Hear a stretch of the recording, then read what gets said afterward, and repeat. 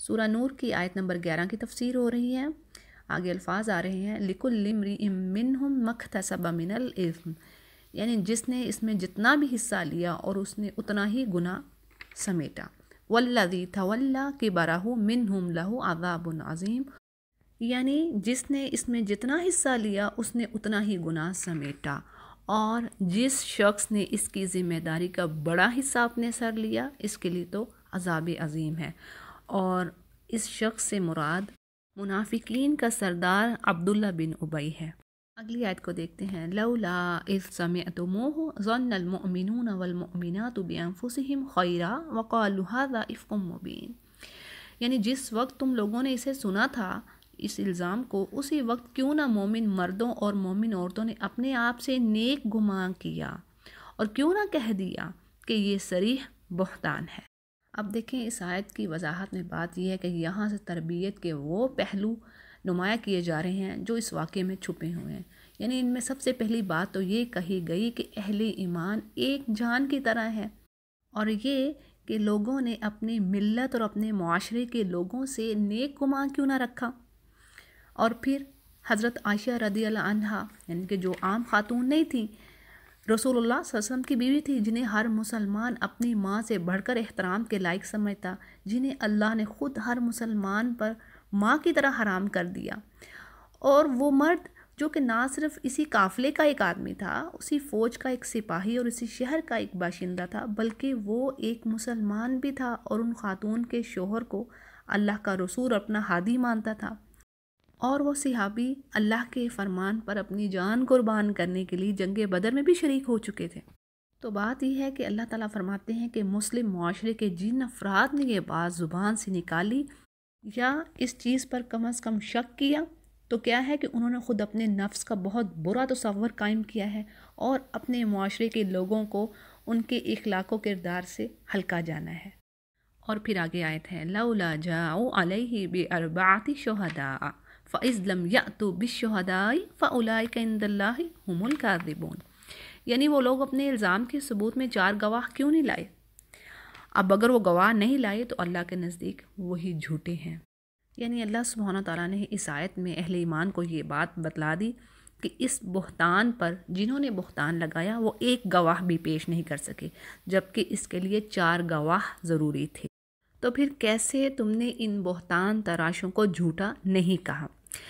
تو بعد میں یہی وجہ ہوئی کہ ان آیات کے نزول کے بعد حضرت حسان اور حضرت مستہ اور حمنہ بنت حجش رضی اللہ عنہم کو حد قذف لگائی گئی، یہ مسند احمد کی روایت میں ہے۔ اس کے برعکس عبداللہ بن ابی کو سزا اس لیے نہیں دی گئی کہ اس کے لیے آخرت کے عذاب عظیم کو ہی کافی سمجھا گیا اور مومنوں کو سزا دے کر دنیا میں ہی پاک کر دیا گیا۔ اور دوسری بات یہ کہ اس کے پیچھے یعنی عبداللہ بن ابی کے پیچھے ایک پورا جتھا تھا، پورا گروہ تھا۔ اس کو سزا دینے کی صورت میں کچھ ایسے خطرات تھے جن سے نمٹنا اس وقت مسلمانوں کے لیے مشکل تھا، اس لیے مصلحتاً اسے سزا دینے سے گریز کیا گیا۔ یہ فتح القدیر کی تفسیر میں ہے۔ پھر اگلی آیت میں بات ہے وَلَوْلَا فَضْلُ اللَّهِ عَلَيْكُمْ وَرَحْمَتُهُ فِي الدُّنْيَا وَالْآخِرَةِ لَمَسَّكُمْ فِي مَا أَفَضْتُمْ فِيهِ عَذَابٌ عَظِيمٌ، یعنی اللہ کا فضل اگر تم پر نہ ہوتا دنیا اور آخرت میں تو یقیناً تم نے جس بات کے چرچے شروع کر رکھے تھے اس بارے میں تمہیں بہت بڑا عذاب پہنچتا۔ یعنی اللہ سبحانہ تعالیٰ کا مومنین پر یہ فضل و احسان تھا کہ اللہ سبحانہ تعالیٰ نے ان کے بلا تحقیق وداؤٹ اینی انویسٹیگیشن کے بات کو آگے پہنچایا، افواہ کو پھیلا دیا، اس پر اللہ نے ان کی پکڑ نہیں کی، ورنہ یہ عذاب عظیم کا باعث تھا۔ اور اس سے ہمیں کیا سبق ملتا ہے؟ یہ کہ افواہ سازی اور اس کو سپریڈ کرنا وداؤٹ انویسٹیگیشن، کسی بھی نیوز کو آگے سپریڈ کر دینا، یہ بھی ایک جرم ہے اور اس پر بھی اللہ پکڑ کر سکتے ہیں۔ اور پھر اگلی آیت میں بات ہے اِذْ تَلَقَّوْنَهُ بِأَلْسِنَتِكُمْ وَتَقُولُونَ بِأَفْوَاهِكُمْ مَا لَيْسَ لَكُمْ بِهِ عِلْمٌ، ذرا غور تو کرو اس وقت تم کیسی سخت غلطی کر رہے تھے جب تمہاری ایک زبان سے دوسری زبان اس جھوٹ کو لیتی چلی جا رہی تھی، اور تم اپنے منہ سے وہ کچھ کہے جا رہے تھے جس کے متعلق تمہیں کوئی علم نہ تھا۔ لَيْسَ لَكُمْ بِهِ عِلْمٌ وَتَحْسَبُونَهُ هَيِّنًا، اور تم اس کو ایک معمولی بات سمجھ رہے تھے، ہلکی بات جان رہے تھے۔ حالانکہ وہو عند اللہ عظیم، یعنی حالانکہ اللہ کے نزدیک یہ بہت بڑی بات تھی. یعنی تم اس کو ہلکا جان رہے تھے کہ رسول اللہ صلی اللہ علیہ وسلم کی بیوی پر الزام لگا رہے ہو، اور یہ اللہ کے نزدیک بہت بڑی بات تھی. پھر آگے ہے وَلَوْلَا إِذْ سَمِعْتُمُوهُ قُلْتُمْ مَا يَكُونُ لَنَا أَن نَتَكَلَّمَ بِهَذَا، کیوں نہ اسے سنتے ہی تم نے کہہ دیا کہ ہمیں ایسی بات زبان سے نکالنا زیب نہیں دیتا، یعنی ہمیں یہ بات سوٹ نہیں کرتی کہ ہم یہ بات اپنی زبان سے نکالیں. سبحانک ھذا بہتان عظیم، سبحان اللہ، یہ تو ایک بہت بڑا بہتان عظیم ہے. یعظکم اللہ ان تعودوا لمثلہ ابدا ان کنتم مؤمنین، اور اللہ تم کو نصیحت کرتا ہے کہ آئندہ کبھی ایسی حرکت نہ کرنا اگر تم مؤمن ہو. وَيُبَيِّنُ اللَّهُ لَكُمُ الْآيَاتِ وَاللَّهُ عَلِيمٌ حَكِيمٌ، اور اللہ تمہیں صاف صاف ہدایت دیتا ہے اور وہ علیم اور حکیم ہے. یعنی ان آیات سے اور خصوصاً اللہ کے اس ارشاد سے، یعنی اس بات سے کہ مومن مرد اور عورتوں نے اپنے گروہ کے لوگوں سے نیک گمان کیوں نہ کیا، اچھی سوچ کیوں نہ رکھی. اور اس سے ایک اور لیسن نکلتا ہے کہ مسلم معاشرے میں تمام معاملات کی بنیاد حسن ظن پر ہونی چاہیے، یعنی اچھا گمان رکھنا چاہیے کسی دوسرے کے بارے میں. اور برا گمان رکھنا صرف اسی حالت میں ہونا چاہیے جب کہ اس کے لیے اس کے پاس کوئی ثبوت ہو کسی دوسرے کے خلاف، یا پھر اس کے پاس کوئی سالڈ بنیاد ہو. اور بات یہ ہے کہ ہر شخص بے گناہ ہے جب تک کہ اس کے مجرم ہونے یا اس کے جرم کا شبہ ہونے کے بعد کوئی پروف نہ مل جائے انسانوں کو. اگلی آیت کو دیکھتے ہیں. ان الذین یحبون ان تشیع الفاحشۃ فی الذین آمنوا لہم عذاب علیم فی الدنیا والآخرہ واللہ یعلم وانتم لا تعلمون، یعنی جو لوگ چاہتے ہیں کہ ایمان والوں کے گروہ میں فحاشی پھیلے وہ دنیا اور آخرت میں دردناک عذاب کے مستحق ہیں، اور اللہ جانتا ہے تم نہیں جانتے. وَلَوْلَا فَضْلُ اللَّهِ عَلَيْكُمْ وَرَحْمَتُهُ وَأَنَّ اللَّهَ رَءُوفٌ رَحِيمٌ، اگر اللہ کا فضل اور اس کا رحم و کرم تم پر نہ ہوتا اور یہ بات نہ ہوتی کہ اللہ بڑا شفیق الرحیم ہے، تو یہ چیز جو ابھی تمہارے اندر پھیلائی گئی تھی بدترین نتیجے دکھاتی. آپ دیکھیں جو پہلی آیت پڑھی ہے کہ اللہ سبحانہ تعالیٰ پسند نہیں کرتا ان لوگوں کو جو مسلمانوں کے معاشرے میں فحاشی کو پھیلائیں اور ایسے جھوٹے الزامات گھڑ کر مسلم معاشرے میں بد اخلاقی اور امت مسلمہ کے اخلاق پر دھبا لگانے کی کوشش کریں. اب دیکھیں آیت میں جو لفظ فاحشہ استعمال ہوا ہے، یعنی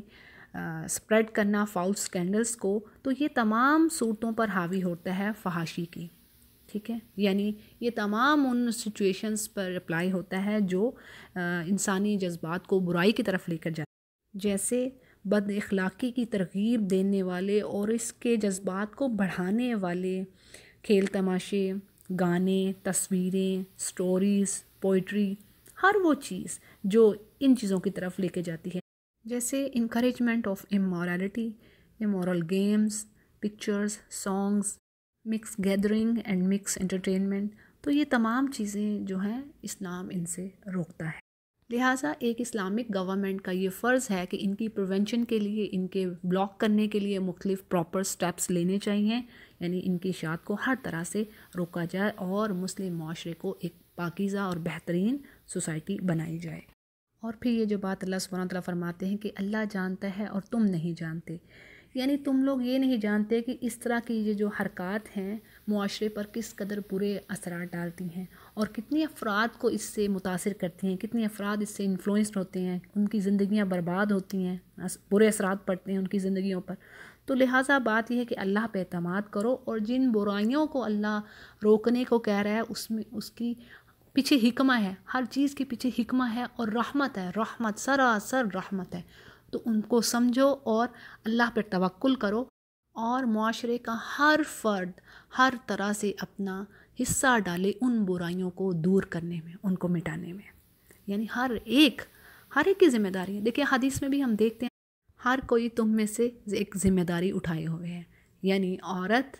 اپنے گھر کی ذمہ دار ہے، اپنے بچوں کی ذمہ دار ہے، اسے جواب دہ ہونا ہے اپنے بچوں کا کہ اس نے کیسی تربیت کی، کیسے اسلام کے اصولوں کو بچوں کے آگے رکھا کہ نہیں رکھا، کیسی تربیت کی، کیا ان کو سکھایا. اسی طرح جو شوہر ہے اس کی پوچھ گچھ ہوگی، اس سے پوچھا جائے گا، اس کی ذمہ داری میں آتا ہے اس نے اپنے گھر والوں کو دین سکھایا، اس نے اپنے گھر والوں کو کیا تعلیم دی. اسی طرح دوسری طرف حدیث کے کیا الفاظ آتے ہیں کہ اگر برائی کو دیکھو تو ہاتھ سے روکو، ہاتھ سے نہیں روک سکتے تو زبان سے روکو، اگر زبان سے نہیں روک سکتے تو اس برائی کو دل سے برا جانو، اور یہ ایمان کا سب سے کمزور درجہ ہے، دل سے برا جاننا، یعنی کہ آپ اپنے اندر قوت ہی نہیں پاتے ہاتھ سے روکنے کی یا زبان سے روکنے کی۔ تو یہ دیکھیں یہ حدیث ہمیں کیا بتا رہی ہیں، یہ بھی ہمیں اسی چیز کی طرف لے کے جا رہی ہیں کہ برائی کو روکنا ہر ایک پہ فرض ہے، لیکن کیا ہے اپنے دائرہ کار میں رہتے ہوئے، یعنی کہ جتنی آپ کی لمٹس اللہ نے مقرر کر دی ہیں ان کے اندر رہتے ہوئے آپ اچھائی کو پھیلائیں اور برائی سے منع کریں۔ اور اگلی آیت کے یہ جو الفاظ ہیں کہ اللہ فرماتا ہے کہ اگر اللہ کا فضل، اس کا رحم و کرم تم پر نہیں ہوتا، اور یہ آگے بھی آئیں گے، یعنی یہی اسی طرح کی آیت، یہی الفاظ کہ لولا فضل اللہ، یہ پیچھے بھی گزری ہے، یہ اس کا مفہوم سمجھنے والا ہے، یعنی اللہ صاف صاف بتا رہا ہے، آگے جا کے بھی جیسے بات آتی ہے کہ دیکھو اگر اللہ کا فضل نہ تم پر ہوتا، یعنی اللہ کا فضل اور رحمت تمہارے پیچھے ہے، ہر وقت تم پر ہے، اور اللہ نے قرآن کریم میں فرما دیا نا کہ اگر میرا رحم نہ ہوتا انسانوں پر، اگر فضل و کرم نہ میں کرتا تو میں زمین کی پشت پر ایک بھی جانور نہ چھوڑتا، لیکن کیا ہے وَلَٰكِن يُؤَخِّرُهُمْ إِلَىٰ أَجَلٍ مُّسَمًّى، لیکن اللہ نے ایک وقت تک ڈھیل دی ہوئی ہے، اور اللہ کا یہ رحم ہے، کرم ہے کہ وہ انسانوں کے گناہوں پر فوری پکڑ نہیں کرتے۔ ورنہ شیطان کا کیا حال ہے، قرآن کریم میں ہم پڑھتے ہیں نا، کیا کہا تھا اس نے جب اللہ سبحانہ تعالیٰ نے اس کو نکالا ذلیل کر کے، مردود کر کے، تو کیا اس نے کہا قال ربی فانظرنی الی یوم یبعثون، اللہ مجھے مہلت دے اس دن کے کھڑے ہونے تک، قال فانک من المنظرین، تو اللہ نے فرمایا ہاں تجھے مہلت دی جاتی ہے، الی یوم الوقت المعلوم، ایک وقت معلوم تک، قال فبعزتک لاغوینہم اجمعین، تو اس نے کیا کہا تھا کہ اللہ میں تیری قسم کھاتا ہوں، تیری عزت کی قسم کھاتا ہوں کہ میں گمراہ کر کے چھوڑوں گا ان سب کو، یعنی آدم کی اولاد کو میں گمراہ کر کے چھوڑوں گا، الا مگر عبادک منہم المخلصین، مگر جو تیرے خالص بندے ہیں، جو تیرے نیک بندے ہیں، بس وہ بچیں گے میرے وار سے، باقی میں کسی کو چھوڑوں گا نہیں۔ اور حدیث کے الفاظ کیا آتے ہیں کہ شیطان کس طرح انسان کے جسم میں گردش کرتا ہے، سرکولیٹ کرتا ہے، جیسے بلڈ سرکولیٹ کرتا ہے، اور اس نے کہا ہے قرآن کریم میں بھی اس کے الفاظ ہیں شیطان کے کہ میں اوپر سے آؤں گا، نیچے سے آؤں گا، انسانوں کے دائیں طرف سے آؤں گا، بائیں طرف سے آؤں گا، پیچھے سے آؤں گا، آگے سے آؤں گا، ان کو ورگلانے کے لیے۔ تو اللہ فرماتے ہیں یہ اللہ کا فضل ہے، اس کا کرم ہے کہ اس نے تمہیں بچایا ہوا ہے۔ اس نے تو یہ کہا ہے، لیکن اس نے بات تو وہی ہوگی کہ اللہ کے نیک بندوں پہ اس کا وار نہیں چلے گا، ٹھیک ہے، جیسے اللہ تعالیٰ نے نیک بندوں کو نیک و بد کی تمیز سکھائی ہے، پھر اپنے بندوں کو پاک کرنے کے لیے قرآن کریم جیسی خوبصورت کتاب رحمت ہے، نور ہے، روشنی ہے، جو انسانوں کو اندھیروں سے اجالے کی طرف لے کے جاتی ہے۔ اور دیکھیں اس کتاب کی جو لذت پا لیتا ہے، آپ اس سے پوچھیں مزہ اس کا، یعنی جس کو یہ مزہ دے جاتی ہے، جس کو یہ لذت لگ جاتی ہے، پھر وہ اسی کا ہوتا ہے۔ تو اس میں جو مزہ اللہ نے جو ایمان کی جو چاشنی رکھ دی ہے، کیونکہ قرآن کریم ہی سے ہے نا، قرآن کریم کو پڑھیں گے تو وہیں سے آپ کا ایمان جو ہے وہ فریش ہوتا ہے، حدیث کو پڑھنے سے فریش ہوتا ہے۔ تو جی اگلی آیت کو دیکھتے ہیں، یا ایھا الذین آمنوا لا تتبعوا خطوات الشیطان ومن یتبع خطوات الشیطان فانہ یأمر بالفحشاء والمنکر، یعنی اے ایمان والو تم شیطان کے سٹیپس، قدموں کی پیروی نہ کرو، اس کو فالو نہیں کرو، ومن یتبع، یعنی جو اس کو فالو کرے گا، خطوات الشیطان یعنی شیطان کے سٹیپس کو، فإنہ بے شک وہ کیا سکھاتا ہے، وہ تو شیطان نے سکھانا ہے، بری فحش چیزوں کو سکھانا ہے، برائی کو سکھانا ہے۔ ولولا فضل اللہ، اگین وہی بات آ گئی نا، ولولا فضل اللہ علیکم ورحمتہ ما زکا منکم من احد ابدا، یعنی اگر اللہ کا فضل تم پر نہ ہوتا اور اس کی رحمت، تم میں سے کوئی ایک بھی پاک نہ ہوتا۔ اگر ہر انسان اپنے اندر جھانکے تو پتہ چلتا ہے کہ میں کہاں پہ کھڑا ہوں، میں کتنے پانی میں ہوں۔ تو اللہ فرما رہے ہیں کہ اگر میرا فضل نہ ہوتا تم میں سے ایک بھی پاک نہ ہوتا، ما زکا منکم من احد ابدا، کبھی بھی، ابدا، ولکن اللہ یزکی من یشاء، لیکن اللہ جسے چاہتا ہے پاک کر دیتا ہے، الحمدللہ، اس کا فضل۔ آگے بات ہو رہی ہے واللہ سمیع علیم، اور اللہ سننے والا اور جاننے والا۔ اس آیت میں ایک اور اہم بات جو واضح ہوتی ہے ہمارے لیے کہ اللہ کی یہ مشیت کہ وہ کسے ہدایت دیتا ہے، یعنی کسے وہ پاک کرے گا اور کسے وہ نہیں ہدایت دیتا،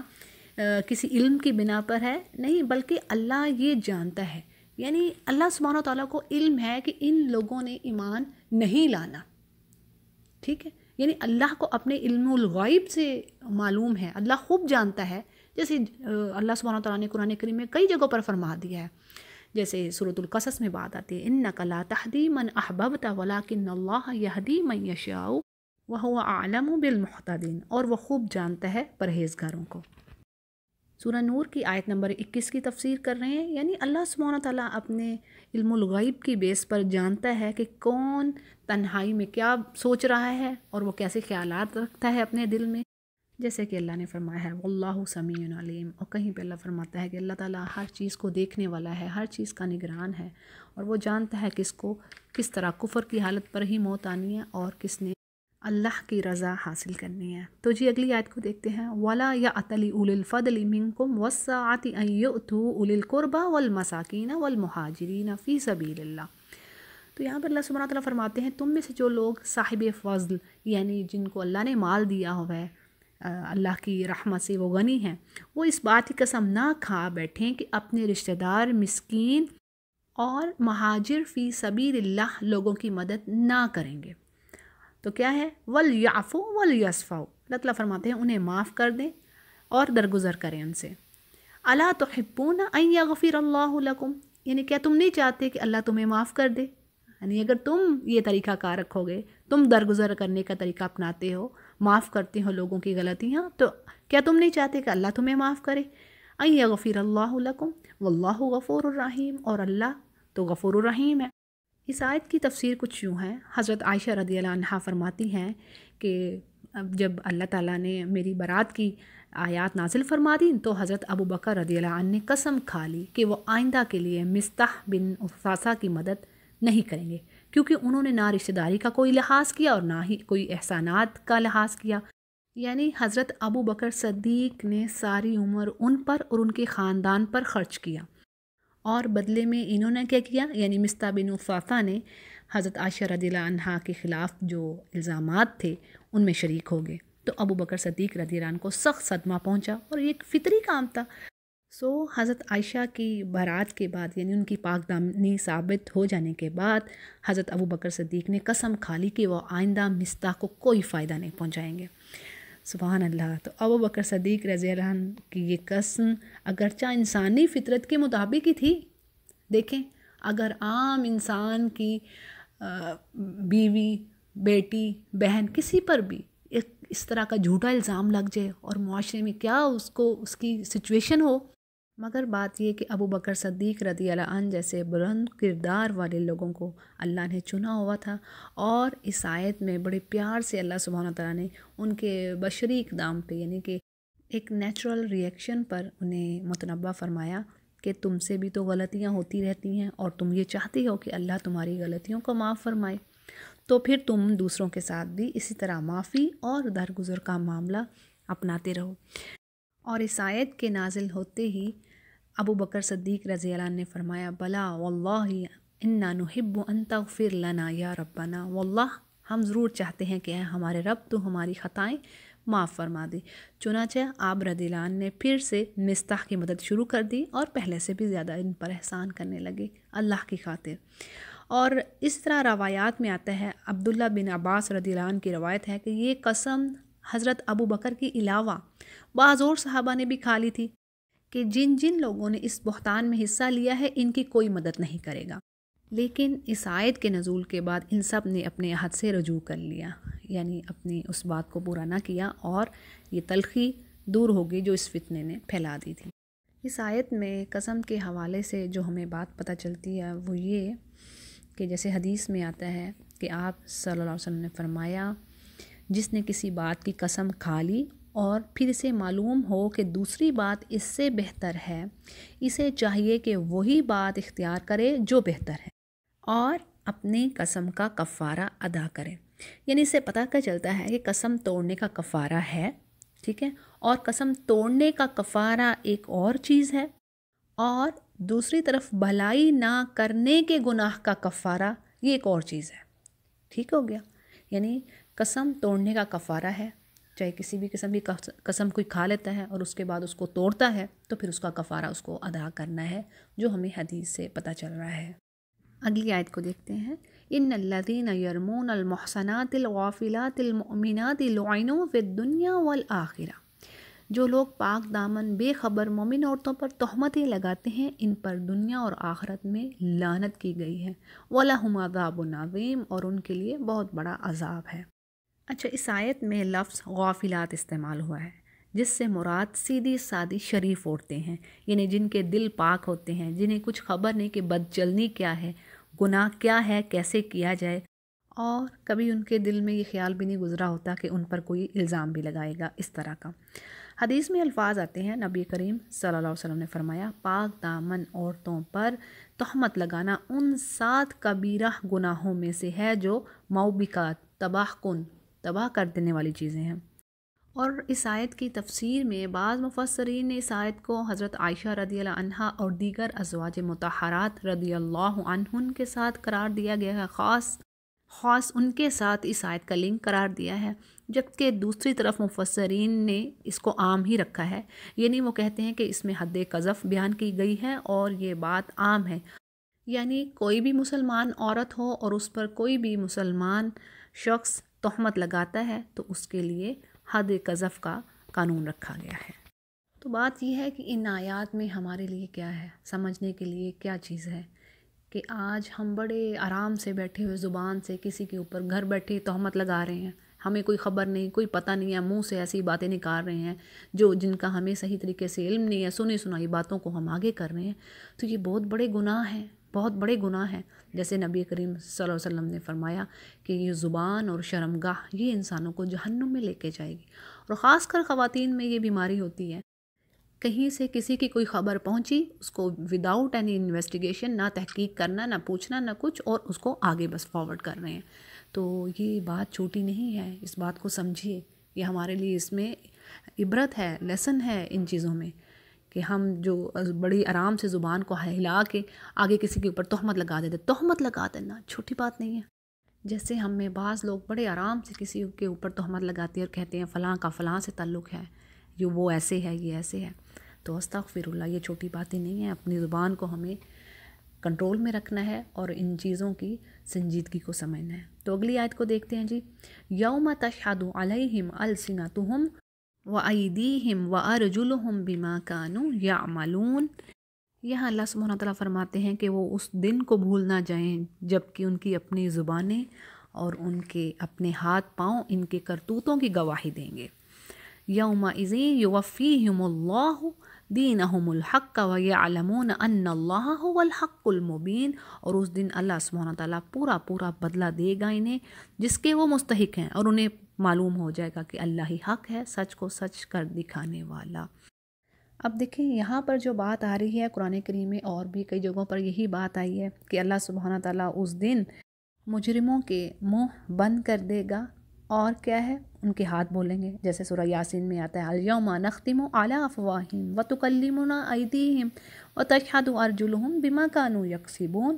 یعنی ان کے ہاتھ بولیں گے، پاؤں گواہی دیں گے کہ یہ دنیا میں کیا کرتے رہے۔ ہوگا کیا